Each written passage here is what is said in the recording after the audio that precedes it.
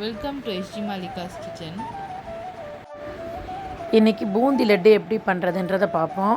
அதுக்கு 4 கப்பு கடலை மாவு எடுத்துட்டுருக்கேன். 4 கப் கடலை மாவுக்கு 5.5 கப்பு நம்ம சர்க்கரை. இது எப்பயுமே இனிஷியல் பண்ணுறவங்க கொஞ்சமாக ட்ரை பண்ணினாக்கா நன்னா வரும். இப்போ அரிசி மாவு இதுக்கு தேவையானது, அப்புறம் குங்குமப்பூ, அதுக்கப்புறம் ஏலக்காய், ஜாதிக்காய், ஜாதிபத்திரி, பச்சை கற்பூரம்,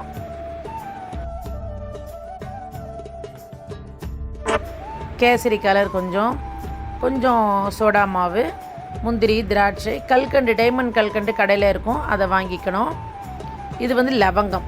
இவ்வளோ தான் இதுக்கு தேவையான அளவு. இப்போ இந்த கடலை மாவில் என்ன பண்ணணும்னா, இந்த அரிசி மாவை போட்டுட்டு கொஞ்சமாக சோடா உப்பு போட்டு அந்த மாவு கலந்துக்கணும் தண்ணி கொட்டி. எப்படின்னா, மாவு ரொம்ப நீருக்கும் இருக்கக்கூடாது, ரொம்ப தண்ணியாகவும் இருக்கக்கூடாது. அப்போ தான் பூந்தி கரெக்டாக முத்து முத்தாக விழும். ரொம்ப நீருக்கு இருந்தால் சப்ப சப்பையாக வந்துடும்.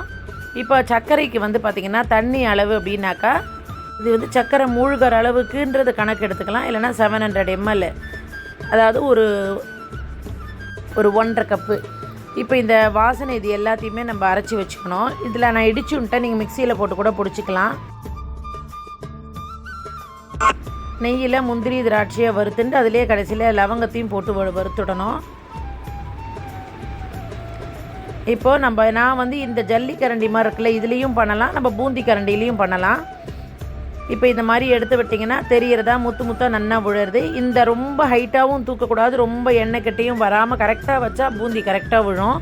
ஆனால் ஒவ்வொரு தடவையும் நம்ம செஞ்சதுக்கப்புறம் அந்த கரண்டியை நல்லா அலம்பிட்டு தொடச்சிக்கணும். அப்போ தான் அடுத்த வாட்டி பண்ணும்போது பூந்தி நல்லா முத்து முத்தாக விழும்.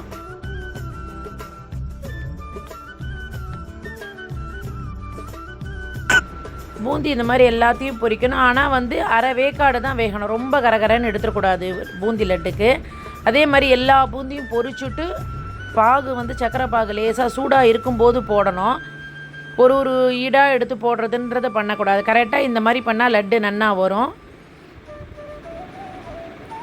இப்போ கம்பி பதம், அதாவது அரை கம்பிலேருந்து ஒரு கம்பி வச்சுக்கலாம் நமக்கு. நான் இப்போ அரை கம்பி பதம் வச்சுருக்கேன். ஸோ ஒரு கம்பி வச்சாலும் கரெக்டாக ஒன்றும் ஆகாது. அதுக்கு மேலே ரொம்ப ஜாஸ்தி பாகு வந்துடக்கூடாது. இப்போ இந்த கரண்டிலையுமே நீங்கள் பார்க்கலாம், அதை அப்படியே சொட்டிட்டு அப்படியே நிற்கும். இதுதான் பதம். கையிலையும் பார்க்கலாம், இல்லை கரண்டிலையும் நம்ம பார்த்துக்கலாம். இப்போ நான் குங்குமப்பூ போட்டுடுறேன்.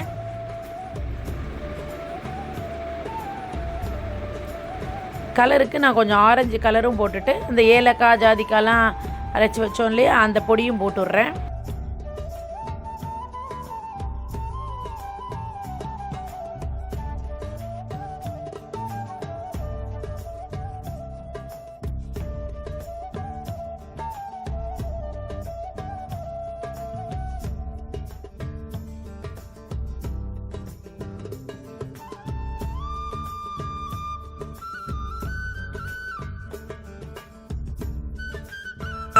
இப்போது எல்லா பூந்தியும் இந்த சக்கரை பாகில் போட்டுடணும்.